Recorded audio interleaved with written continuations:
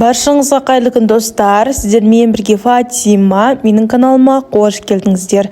Бүгін біз құлпынай қосылған өте дәмді болып шығатын пирог жасайтын боламыз. Тіпті бұл пирогты торт деп атасақ та болады. Дәмі торт сияқты тіл үйіреді.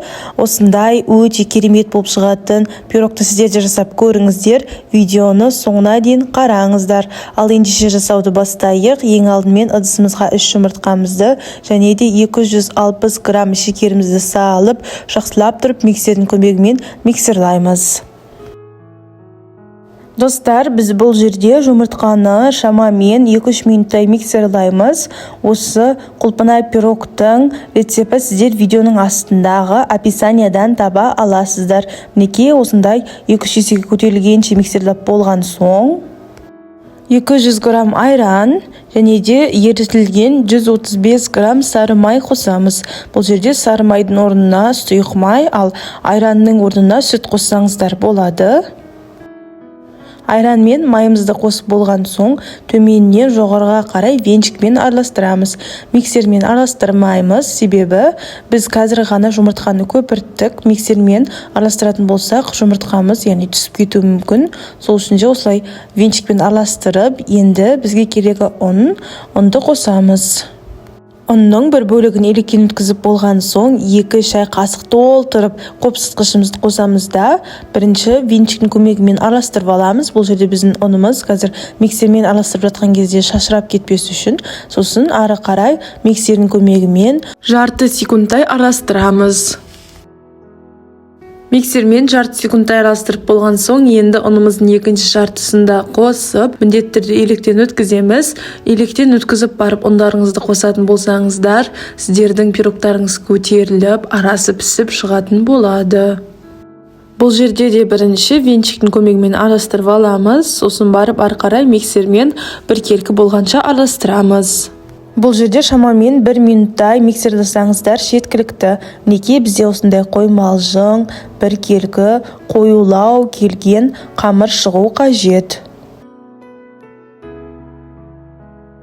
Келесі кезекте салмамызды дайындайық. Бізге керегі 1 жұмыртқа, жұмыртқамызға 60 грамм шекер және де 200 грамм қаймағымызды қосамыз. Менде бұл жерде дүкеннің қаймағы. Сосын қаймағымызды қосып болған соң үйлеріңізде ванильный сахар бар болса қоссаңыздар болады. Және де осы кезде достар, міндетті түрде жүгері крахмалын қосу керек, бірақ менде жүгері крахмалы жоқ болған соң мен қоспадым. Негізі қосу керек. Осылардың бәрін жақсылап тұрып араластырамыз. Пирог пісіретін формамызға пергамент қағазын төсейміз да қамырымызды әкеп құямыз. Үйлеріңізде пергамент қағаз жоқ болса, формаңызды маймен майлап шығыңыздар. Қамырымыздың бәрін формамызға қойып болған соң лопатканың көмегімен тегістеп шығатын боламыз. Енді тегістеп болған соң біздің осы салмамызды мына видеодағыдай біздің пирогымыздың үстіне құйып шығамыз. Достар, осы менің YouTube каналымнан басқа да керемет дәмді тағамдардың, тәттілердің рецептісін таба аласыздар. Салмамызды құйып болған соң келесі кезекте бізге керегі жеміс-жидек. Менде бұл жерде құлпынай.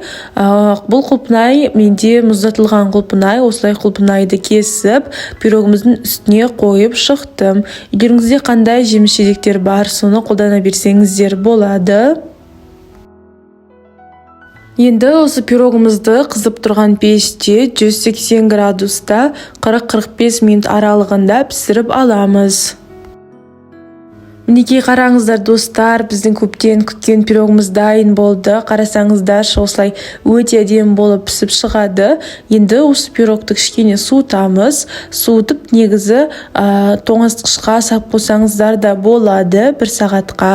Ал немесе салмаймын, менің уақытым жоқ десеңіздер, онда кішкене суытып, кесіп, дәмін татып көре берсеңіздер болады. Достар, осы пирогты торт жегілеріңіз келген кезде немесе құймақты бәліш жегілеріңіз келген кезде істесеңіздер болады. Дәмі өте дәмді, керемет болып шығады. Қарасаңыздаршы, кесілген кездегісі біздің пирогымыз өте әдемі көрініп тұр. Уайымдамаңыздар достар, сіздердің пирогтарыңыздың арасы пісіп шығады. Өте дәмді, қаймақты болып шығады. Сіздер де осы пирогты міндетті түрде жасап көріңіздер. Сіздермен болған Фатима. Менің каналыма тіркеліп лайк басып комментария жазуды ұмытпаңыздар. Келесі видеода кездескенше.